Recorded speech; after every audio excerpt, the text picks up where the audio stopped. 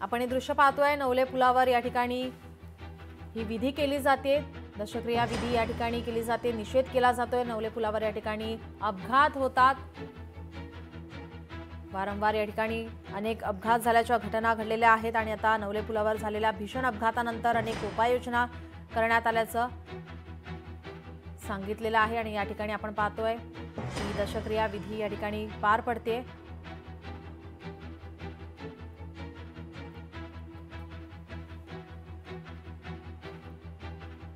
आपले प्रतिनिधी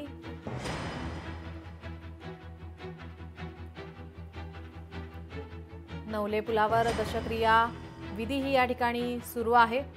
वारंवार होणाऱ्या अपघातांचा या ठिकाणी निषेध केला जातोय, मात्र या ठिकाणी आता सरकारकडून सुद्धा उपाययोजना केल्या जात आहेत। आपले प्रतिनिधी चंद्रशेखर भांगे आपल्यासोबत जोडले। चंद्रशेखर, काय अधिकची माहिती? नीलम, आपण बघू शकतो की या ठिकाणी दशक्रिया विधी जो तो सुरू आहे। पुण्यातील नवले ब्रिज या ठिकाणी 13 तारखेला अपघात झाला होता आणि या अपघातामध्ये 8 जणांचा मृत्यू झाला होता आणि या सगळ्या मृत्यूनंतर आता नातेवाईक आणि सामाजिक कार्यकर्ते या ठिकाणी दशक्रिया विधी करत आहेत। आपण थेट काय सांगाल, दशक्रिया विधी घटनास्थळावरती करतात? याच ठिकाणी 13 तारखेला भीषण असा अपघात झालाय, ज्याच्यामध्ये नाहक 8 बळी गेलेत आणि या 8 बळींचा ज्या दिवशी मृत्यू झाला त्यांचाही आज दशक्रिया विधी आहे आणि याच दशक्रिया विधीच्या दिवशी आम्ही राष्ट्रीय महामार्ग प्रशासनाचा आज दशक्रिया करतोय। आमची मागणी स्पष्ट आणि क्लिअर आहे की या रस्त्याचं काम तातडीने सुरू करावं। तात्पुरत्या उपाययोजना आता खूप झाल्या, आजपर्यंत करत आल्यात, पण त्याच्यातून निष्पन्न काही होत नाहीये। बळींची संख्या मात्र वाढत चाललेली आहे। निष्क्रिय असणारं हे संपूर्ण प्रशासन आहे, त्याच्या विरोधात आम्ही हा दशक्रिया विधी आंदोलन करतोय। इथं वारंवार ऍक्सिडेंट होत आहेत। हा राष्ट्रीय महामार्ग आहे। नवले पुलावर आता जायची भीती वाटते लोकांना।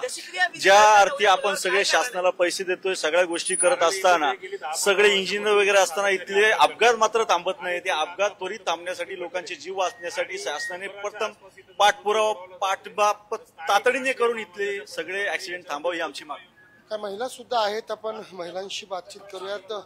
काय सांगाल काकू, खरं तर प्रतिकात्मक सगळी दशक्रिया विधी करताय, तुमच्या जवळचे सहकारी सोबती सोडून गेले, परंतु तुम्ही थेट घटनास्थळावरती दशक्रिया करताय। आता आम्ही ह्या हायवेच्या कडेलाच राहिलाय, त्याच्यामुळं इथं हे तर ऍक्सिडेंट झालेलाच आहे, पण आम्ही असं 4-4 दिवसांनी असे ऍक्सिडेंट बघतोय। म्हणजे आम्हाला सुद्धा ये जा करताना रोज जीव मुठीत घेऊन शाने यायला जायला लागतं। तर ह्याच्यावरती सरकारने चांगला उपाय कायमस्वरूपी करायला पाहिजे।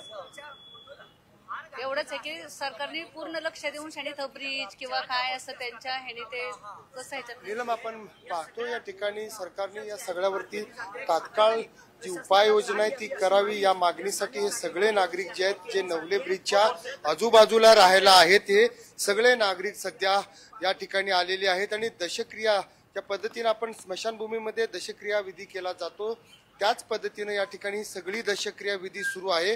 खरं तर काही या सगळ्या घटनेतील जे नातेवाईक ते सुद्धा या ठिकाणी आल्याची हे आपण माहिती आहे। ते सध्या या सगळ्या दशक्रियाच्या प्रक्रियेमध्ये सहभागी झालेले आहेत। सामाजिक कार्यकर्ते सुद्धा यामध्ये आपल्याला दिसत आहेत आणि आपण जर फोटो पाहिलं तर प्रतिकात्मक जे आहेत, हा जो कात्रजचा बोगदा आपल्याला दिसत आहे आणि याच बोगद्यातून जो उतार आहे त्या उतारावरून नवले ब्रिज या ठिकाणी अपघात होत असतात आणि या अपघातामध्ये 13 तारखेला जो भीषण अपघात झाला त्यामध्ये 8 जणांचा मृत्यू झालेला आहे।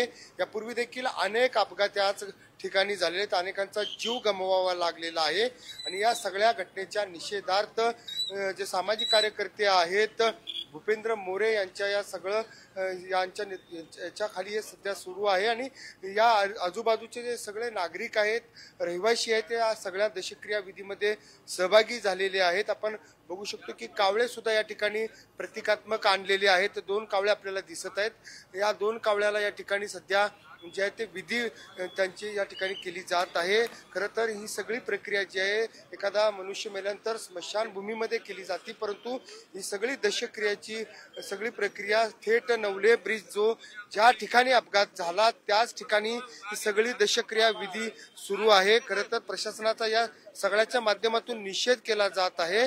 खरं तर या ठिकाणी आपण पाहिलं की अशा पद्धतीनं दशक्रिया विधी जी आहे ती पहिल्यांदाच या नवले ब्रिजवरती होताना दिसत आहे यापूर्वी अशा पद्धतीनं या ठिकाणी अनेकांचा जीव गमवावा लागला होता. कात्रजवरून जो बोगदा आहे त्या बोगद्यातून उतार आहे आणि या उतारावरती सगळे अपघात जे आहेत ते या ठिकाणी होत असतात आणि या अपघातामध्ये अनेकांना आपला प्राण गमवावा लागलेला आहे. आणि 8 जणांचा ज्यावेळेस हा सगळा दुर्दैवी मृत्यू झाला त्या मृत्यूच्या निषेधार्थ हे सध्या सुरू आहे.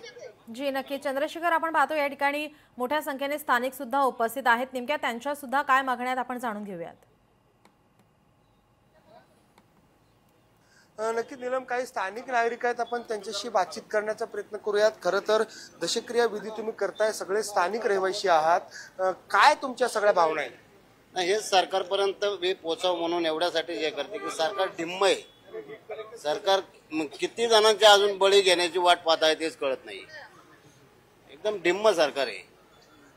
अशा पद्धतीनं तुम्ही या ठिकाणी दशक्रिया विधी घेत असताना कल्याणजी आहेत, कल्याणजी काय सांगाल? तुम्ही स्थानिक अनेक वर्ष या ठिकाणी पत्रकार म्हणून सुद्धा काम करता, स्थानिक सुद्धा इथंच राहायला आहात. दशक्रिया विधी करत असताना या सगळ्या भावना काय तुमच्या? काय हे खरंच दुःखदायक आहे, वेदनादायक आहे. खरं तर इथं अनेक अपघात घडले आणि तात्पुरत्या उपाययोजना केल्या जातात. राष्ट्रीय महामार्ग प्रशासन परत आहे असं असतं. जी कायमस्वरूपी उपाययोजना केली पाहिजे ती केली जात नाहीये. अपघात घडल्यानंतर मंत्री येतात, आमदार येतात, खासदार येतात, तात्पुरत्या उपाययोजना केल्या जातात. पण कायमस्वरूपी उपाययोजना केली पाहिजे, नाहीतर असेच निष्पाप बळी जात राहतील. आपण बघू शकतो की या सगळ्या आंदोलनाला पोलिसांनी मोठा बंदोबस्त दिलेला आहे, परंतु स्थानिकांची भावना तीव्र आपल्याला पाहायला मिळत आहेत. या ठिकाणी या अपघातावरती कायमस्वरूपाचा बंदोबस्त करावा ही मागणी या सगळ्या रहिवाशांची आहे आणि सगळे रहिवासी अशा पद्धतीनं प्रतिकात्मक दशक्रिया विधी जे आहेत या ठिकाणी करत आहेत. या सगळ्या दशक्रिया विधीमध्ये स्थानिक मोठ्या संख्येने आपल्याला या ठिकाणी दिसत आहेत. नीलम, धन्यवाद चंद्रशेखर, आपण दिलेल्या या सविस्तर माहितीसाठी. लोकशाही मराठी ऐका, पहा, जागरूक रहा.